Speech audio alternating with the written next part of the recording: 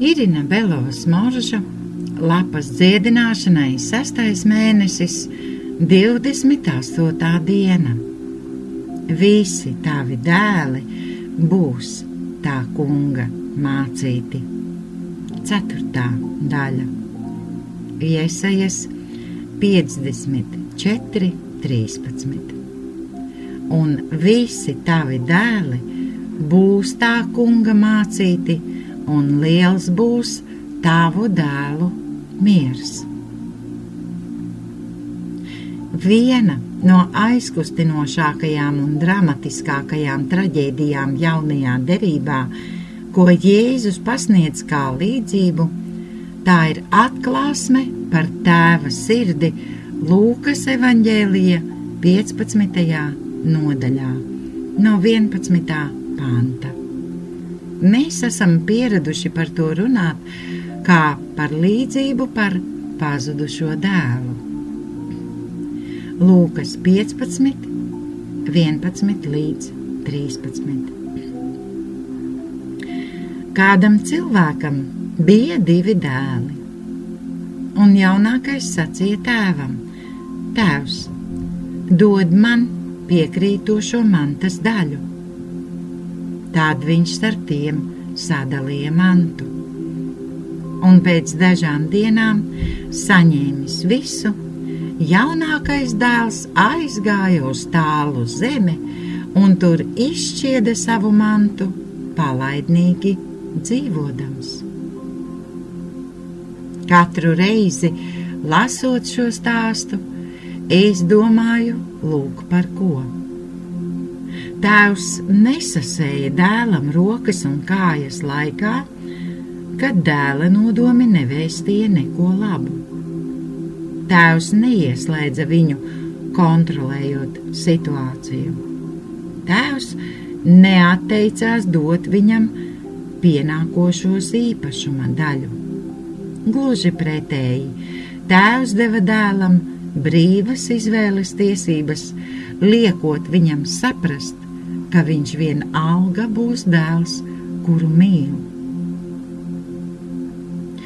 Kad dzirdēju no savas mācītājas vārdus: pie vecākiem, kas ir apvainojušies, bērni neatgriežas, es atceros par to vienmēr.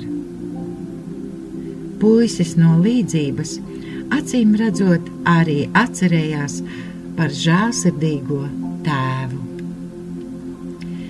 Pēc visiem piedzīvojumiem un kauna viņam vienalga bija glābšanas vieta, kur viņš varētu atgriezties. Mēs nezinām, cik dziļa bija šī puiša nožēla viņa sirdī. Viņš gāja pie tēva tāpēc, ka bija izsalcis. Kas attiecas uz tēva sirdi? Lūkas 15, 20. Bet viņam vēl tālu esot, viņa tēvs to ieraudzīja, un tam kļuva viņa žēl, un viņš skrēja tam pretī, krita tam ap kaklu un to skūpstīja. Kāda spēcīga vieta viņam vēl tālu esot. Mēs visi kaut kad esam bijuši tālu no tēva. Mēs bieži neapzināmies, cik dedzīgi viņš mūs mīl. Cilvēki saka, es atradu Dievu. Patiesībā viņš atrod mūs, taču dod mums sajūtu, ka mēs esam atraduši viņu. Viņa mīlestība ir pats tīrākais un jaudīgākais spēks visā visumā. Tā ir Dieva mīlestība, agape. No Bēteldraudzes vecākā mācītāja Ērika Džonsona svētrunas. Viņš mīl bez mēra.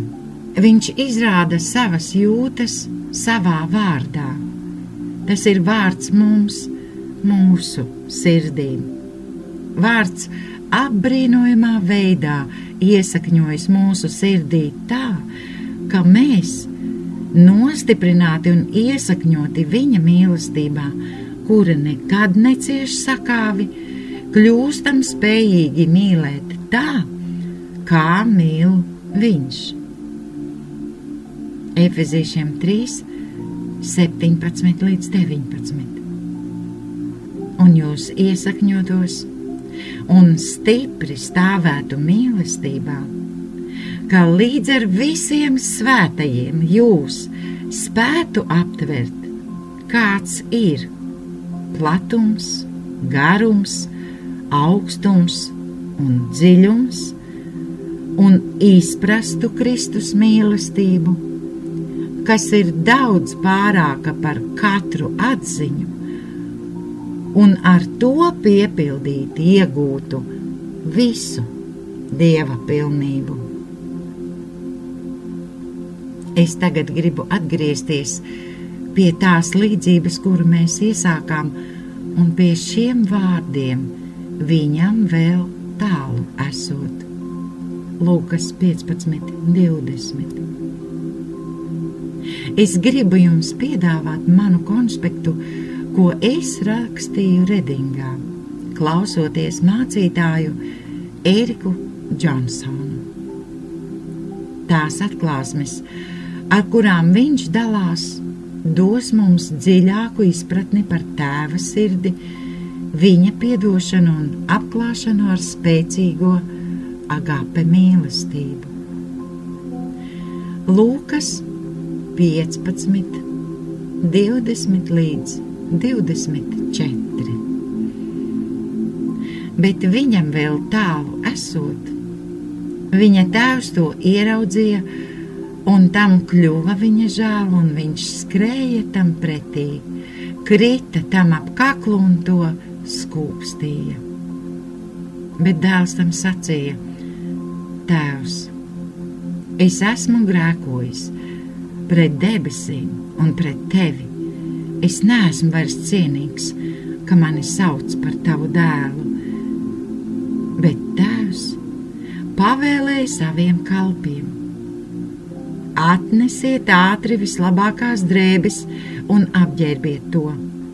Mauciet viņam pirkstā gredzenu un kurpes kājās, atnesiet baroto teļu un nokaujiet to, lai ēdam un līksmojamies, jo šis mans dēls bija miris un nu atkal ir dzīvs. Viņš bija pazudis un ir atkal atrasts. Un viņi sāka līksmoties. No Ērika Džonsona svētrunas Dievišķā mīlestības ielaušanās. Mans konspekts. Tēvs gaida, skatās un pēc tam skrien. Kāpēc bija tik svarīgi uzrakstīt par to, ka viņš skrien? Runa ir par austrumu cilvēku spēka vecumā. Vīrieši vidējos austrumos spēka vecumā neskraidīja. Viņi nedrīkstēja skriet. Tāda paraža. Turīgiem cilvēkiem bija gari halāti, un, lai skrietu, bija jāpaceļ halāta stūri un jāizbāž tie aiz jostas. Pie tam dabiski atkailinājās kājas, kas bija apkaunojums. Tas bija viņu kultūrai nepieņemami. Bet šim tēvam bija viena alga. Viņš pārkāpja visas paražas un skrien pie dēla. Kāpēc? Ja ebreju dēls izšķiež savu mantojumu pagānu vidū, cilvēki tajā apkaimē aizgāja ar milzīgu podu un sasita to par zīmi izstumšanai, par zīmi aizliegumam ienākt šim cilvēkam viņu apkaimes robežās. Pazudušais dēls zināja, kas viņam draud. Tomēr viņš atgriežas. Un lūk, tēvs skrien viņam pretī un kliedz: atnesiet man halātu, un tad sandalis jaunas. Un tad notiek kas neticams. Viņš lūdz: atnesiet manu gredzenu. Tas šķiet neprāts. Šo puisi vajag padzīt, nošķirt. Bet tēvs apsteidza notikumus un sasniedza dēlu pirms notika nosodīšana. Tēvs aizsniedza viņu pirms izrēķināšanās par grēku varēja notikt. Gredzens acu mirklī atgriež dēlu varas pozīcijā. Tagad dēlam ir tā pati vara, kas tēvam. Neticami. Apbrīnojami, ko dara agape mīlestība. Man vienalga, vienkārši ejam mājās. Lūk, kā izskatās tā kunga žēlastība. Un lai gan mums vēl ir problēmas ar raksturu, tad vienalga iegūstam varu un autoritāti no tā kunga. Ja mēs pārvaldītu valstību, tad gribētu pārliecināties, ka visi ir atbrīvojušies no rakstura trūkumiem. Un uz 99 gadiem visi beidzot tiks galā ar saviem trūkumiem, un tad varēs nodot varu. Nē, Jēzus dod mums varu šeit un tagad. Mēs attīstīsimies un kļūsim nobrieduši, attīstoties mūsu raksturam. Tas vienkārši ir neticami, ko izdarīja Jēzus. Viņš nosvītroja katru likumu bauslības grāmatā. Visus savas kalpošanas 3 gadus viņš pārkāpa noteikumus. Un pēc tam viņš izmainīja visu to dienu kultūrā, uzejot krustā. Neviens nezināja, ka šī rīcība pārkāps visus radīšanas noteikumus un katru likumu tajā mirklī. Viss izmainījās. Viņš izmainīja visu. Tā bija Dieva mīlestības ielaušanās. Dieva mīlestība agape vēl joprojām sasniedz mūs. Tu vari censties bēgt no tās, taču vienalga nenoslēpsies. Tu vari pazaudēt visu, ieskaitot savu mantojumu, bet pienāks brīdis, kad agape aizsniegs tevi. Dieva mīlestība pilnībā pārkārtos, pārvirzīs un iemācīs tev saprast, ko patiesībā nozīmē būt dēlam vai meitai.